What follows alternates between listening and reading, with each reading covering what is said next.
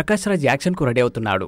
Cinema action తో bore కొట్టి political action కు ప్రిపేర్ అవుతున్నాడు. పార్లమెంట్ ఎన్నికల్లో పోటీకి తను రెడీగా ఉన్నానని సంకేతాలు పంపుతున్నాడు. గత లోక్సభ ఎన్నికల్లో బెంగళూరు నుంచి పోటీ చేసి అట్టర్ ఫ్లాప్ రిజల్ట్ చవిచూసిన ఈ విలన్ మళ్లీ అదృష్టం పరీక్షించుకోవడానికి రంగం సిద్ధం చేసుకుంటున్నాడు. తనను ఎన్నికల్లో దింపడానికి 3 పార్టీలు తన వెంట పడుతున్నాయని ప్రకాష్ రాజ్ చెప్పాడు. కేరళలోని కోజికోడ్లో జరిగిన కేరళ లిటరసీ ఫెస్టివల్లో ప్రకాష్ రాజ్ ఈ ముచ్చట చెప్పుకొచ్చాడు. లోక్సభ ఎన్నికల్లో పోటీ చేయాలని 3 పార్టీలు నా వెంట పడుతున్నాయి. అందుకు కారణం నా సిద్ధాంతం కాదు, నా విమర్శలే.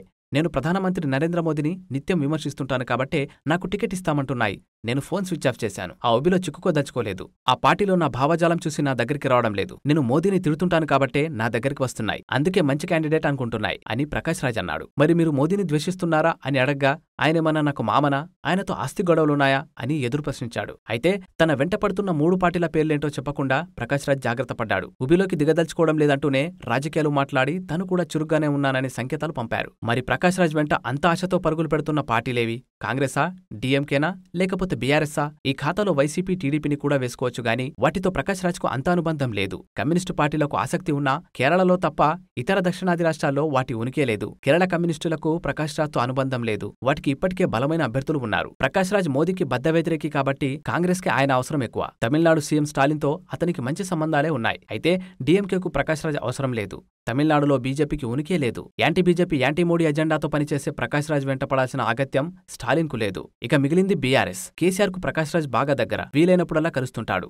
ఇటీవల తుంటి ఎముక విరిగి ఆసుపత్రిలో చేరిన కేసీఆర్ ను పరామర్శించాడు. బీఆర్ఎస్ తరపున ప్రకాష్ రాజ్ ను రాజ్యసభకు పంపే ఆలోచన కూడా ఉందని వార్తలు వచ్చాయి. అయితే లోక్సభ ఎన్నికల్లో గులాబీ బాస్ ఆయనకు టికెట్ ఇచ్చే ఛాన్స్ మాత్రం కనిపించడం లేదు. బీఆర్ఎస్ టికెట్ల కోసం ఇప్పటికే చాలా పోటీ ఉంది. అసెంబ్లీ ఎన్నికల్లో ఓడిపోయిన కారు పార్టీకి పార్లమెంట్ ఎన్నికలు కీలకం. గెలుపు గుర్రాలకే టికెట్లు ఇవ్వాల్సి ఉంటుంది.